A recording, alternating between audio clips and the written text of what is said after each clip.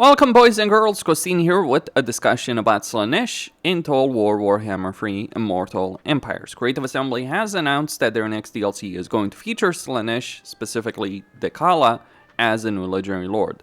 But they also talked about updating Slaanesh, reworking Slaanesh as a race. Now, they didn't give any real details except saying that they are going to cover various aspects, and they did specifically mention the tech tree of Slaanesh, which, to put it mildly, is a fairly significant disappointment as far as tech trees are concerned. Now, personally, I'm the kind of person who doesn't really care too much about tech trees in Warhammer 3.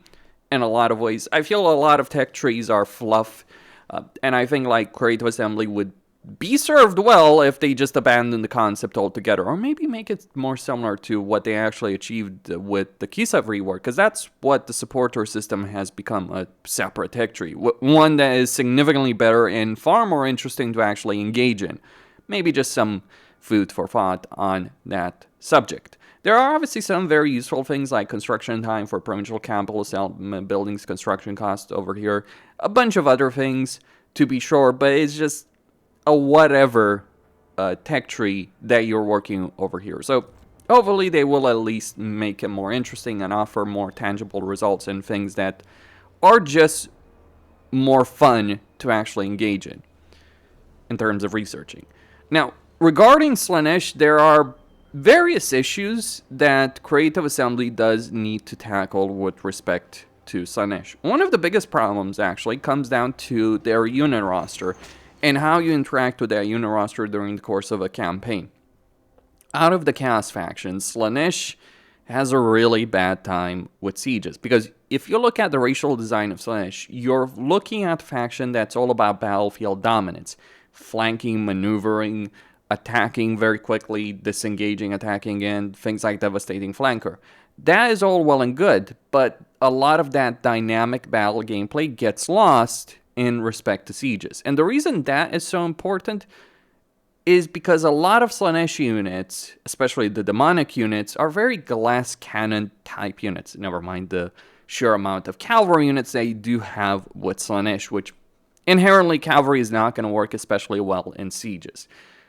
So you end up in a situation where a lot of the roster, which incidentally is pretty good as far as rosters go in actual manual battles, but the problem is, in auto-resolve, it's pretty poor because of the low durability that they have, in particular in terms of armor. That's just one of the fundamental problems that the auto-resolve system currently has. But on top of that, you don't really see a reason to recruit a lot of the units over here. Because between a unit like, say, Demonettes, that can do a lot of damage, or Forsaken of Slaanesh, which are champions of Chaos unit, yeah, let's just put it very simply, Forsaken of Slaanesh are a vastly better unit. They may not have the armor-piercing magical attack damage, but their durability is through the roof in comparison. More HP, a lot more armor, and very high levels of leadership. And even their damage capability, they still have things like Frenzy and Devastating Flanker. So it's not like Forsaken of Slaanesh are bad units. But then you also got to consider, like, if you're playing Slaanesh in campaign, you might just recruit a lot of Forsaken of Slaanesh and then switch to Chaos Warriors of Slaanesh, Chaos Warriors of Slaanesh with Hell Scourges. I really see no reason to bother with these guys. I mean, I guess the poison attacks are kind of useful sometimes, but I rarely see a reason to actually bother with these guys. If you look at the kind of stats that they do have, they lose armor-piercing damage, they lose weapon strength. They do gain poison attacks, but just kind of not worth it. And then, of course, Chosen and Chaos Knights of Slaanesh.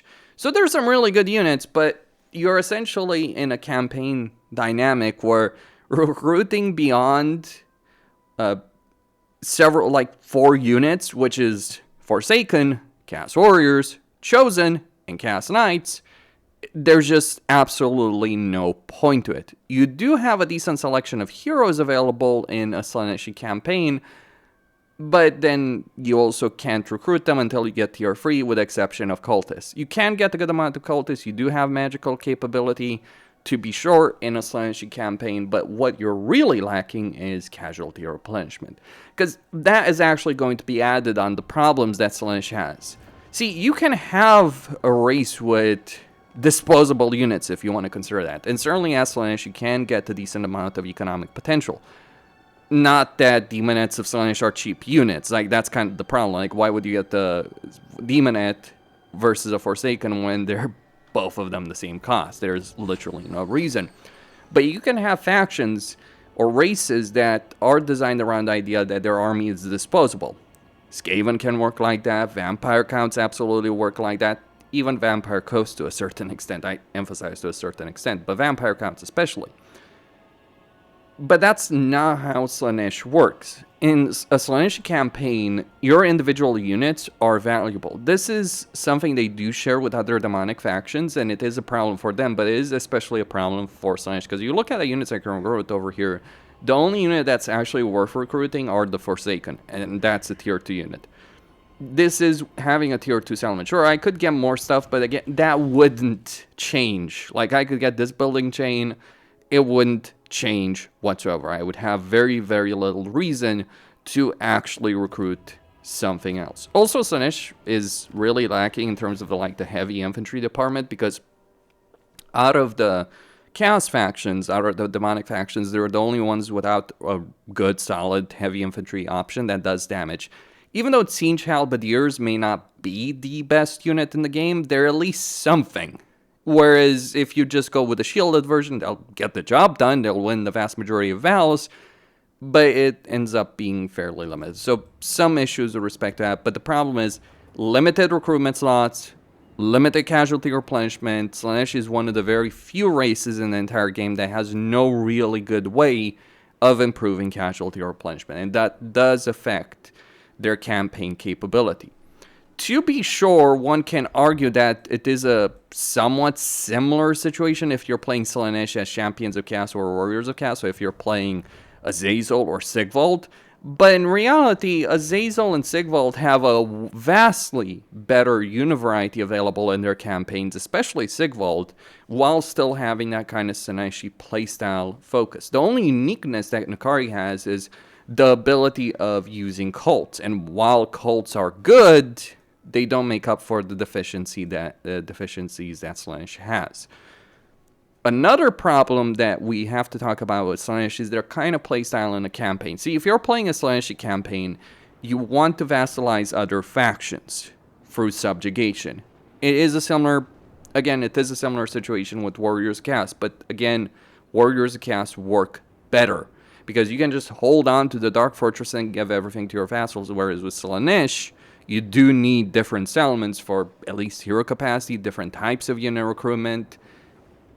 So you end up in a more limited situation than Warriors of Chaos. And Warriors of Chaos already are limited in quite a few ways, though it is worth saying that the subjugation mechanic, vassalization mechanics were taken from Slaanesh. They were designed for Slaanesh at the beginning of Realms of Chaos. They were taken from that, introduced in Warriors of Chaos, and Warriors of Chaos just end up playing better in that respect. So those kind of problems do plague a Slaanesh campaign. And even an N'Kari campaign, which you might think, oh, an N'Kari campaign could be very interesting, going up against the golden trio of Alariel, Tyrion, Elfarion in Ulthuan. Yes, early on, it can be tricky. It can be difficult, because you do have to make some difficult decisions within the first 10, 20 turns of the campaign.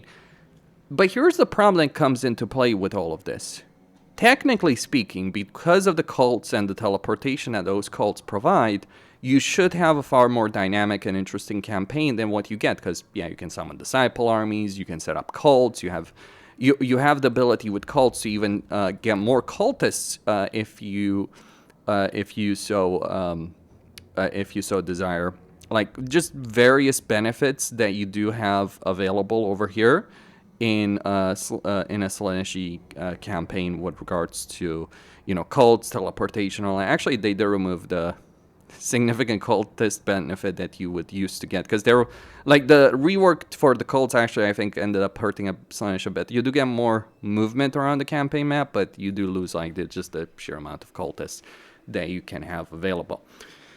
Regardless of that, you end up with a more limited campaign, because your armies are made up of either glass cannon units or have very durable units, but because you have to keep those units alive because you won't be able to recover any casualties very easily, you end up in a very limited campaign situation. Tyrion, Alariel, and Alfarian will dominate the campaign map for you, but it just isn't a great campaign design to simply deal with a difficult early game, and honestly an interesting one, and then have nothing to do because it's just not worth engaging. But also knowing that you've pretty much won the campaign, then there's nothing else that's going to challenge you. It is a similar issue with Warriors of Chaos. Warriors of Chaos are worse in the sense that they're not challenged at all at any point in their campaign. You at least have that early game challenge available for Nakari, but it falls off a cliff very quickly. And once you've done this campaign once, and I would recommend playing this campaign at least once, I think it is a good experience for it once. It does really push you as a player in Warhammer 3. Once you're done with that, there's literally no reason to play it anymore, regardless of what DLC you own or not for Warhammer 3. And I think that they need to tackle the issues of sieges, they need to tackle the issues of recruitment, they need to tackle the issues of casualty replenishment, skill lines, lords, heroes, etc. Just a whole plethora of things that they really should tackle from my perspective. Like, if you're looking for a campaign where you're playing around the world and going around and forcing people to bend to your will, funnily enough, Khorne is actually better for that, because while you may not have diplomatic subjugation, or subjugation in general, you do have the ability as Khorne to get diplomatic vassalization. So it won't be as easy to pull it off, but you can pull it off, and Khorne is just that much better suited for it because of, one, teleportation, two, casualty replenishment, three, much easier capability of recruiting units. Your local recruitment capability is limited with Khorne, but your global recruitment capability is not. So in a way, like, Slaanesh right now just feels like a worse version of Khorne. And in a lot of ways, like, Khorne has always been better out of the two races to play on the campaign map, from my point of view. Well, minus some of the issues that arose in Scarbrand's campaign. But in terms of mechanics of a campaign, I think, like, Khorne has always been better than Slaanesh in a lot of very different ways. The power is there. Don't get me wrong. The power is absolutely there. It is just not a really great dynamic to engage in at the moment in Warhammer 3. And there's various issues that do come into play when we're talking about Slaanesh, be it sieges, research tree, control situation, corruption situation, auto-resolve situation, like just various inherent game problems that Creative Assembly, from my point of view, should be looking to address. And I hope they will address at least some of those issues. I also think just the vassal system is pretty boring, and I certainly hope that what they're planning to do with the Kala, they gotta be careful that they don't fall into the same trap that we've seen them fall in with, like, Warriors of Chaos, where, yeah, you have a lot of power and you have a lot of power, just power with vassals, but it's not an especially compelling system to engage in on the campaign map. That is my issue with the vassalization system. So they can make a great campaign mechanic, but if they don't improve some of these inherent fundamental game problems, I think Slaanesh is just going to fall flat. I mean, the easiest option, obviously, you know, a new hero for casualty replenishment, some recruitment options. But I really think if they really want to improve the Slaanesh's campaign situation, they really, really need to fix that auto-resolve dynamic that we're dealing with. Though, interestingly enough, Slaanesh does have something that's better than Kislev, because you look at the Kislev invocations that are obviously based on the pleasurable acts the Slaanesh does have. But if you're playing Slaanesh, two of these don't cost control.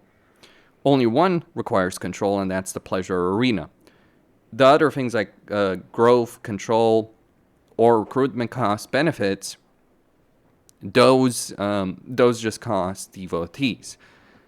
So yeah, in a way, Slaanesh, it was far ahead of the curve of other races in terms of the design. There were just many reasons why it didn't work out. Partly unit roster, partly just design of the game, inherent game issues that did ultimately end up hurting Slaanesh quite a bit more than many other races in Warhammer 3. Though I have to say, virtually all the Warhammer 3 baseline races were pretty badly designed. With the exception of Cathay, which is better designed, but still has issues. It's not like Cafe is perfect. So I'm not sure exactly what the developers behind Realms of Chaos were really thinking on a lot of things. Anyway, that's all I had to say. Christine signing out. Don't forget to subscribe, like, and enable notifications. Stay tuned for more. It would also be great if some of these unholy manifestations were changed to become better, because, like, yeah, you know, causing attrition in your army for a very tiny amount of campaign movement range is not worth it for a race that has poor casualty replenishment. Disciples armies are fun, to be sure, but it is just like it's a throwaway army. You can summon a lot of these to be certain, but then you end up in a situation where you realize that getting more and more vassals is worth it, because whenever you subjugate a faction from military option or diplomacy, just gives you that huge amount of disciples. So it's kind of funny that the Creative Assembly developers, or one of them, when talking about Slaanesh, they said like, oh, Slaanesh is more focused on diplomatic subjugation rather than military one. I'm gonna tell you, I almost never use diplomacy in terms of seductive influence to get the subjugation going. You can, sure, but you might get like 10 vassals in a campaign through military might, as opposed to diplomacy. So I'm really curious about the Kala, how she's gonna work in that respect. Stay tuned.